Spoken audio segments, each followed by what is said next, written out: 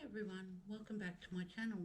I've gotten some new size canvases in. So today we're painting on one of them, which is an 8 by 10 inch, which is 20 by 25 centimeters.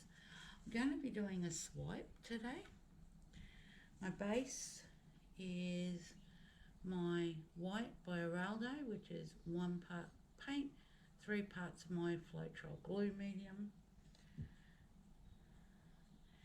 This is a mixed one I made for a previous pull, and it's a mix of burnt umber and grey, which has given this creamy light brown colour.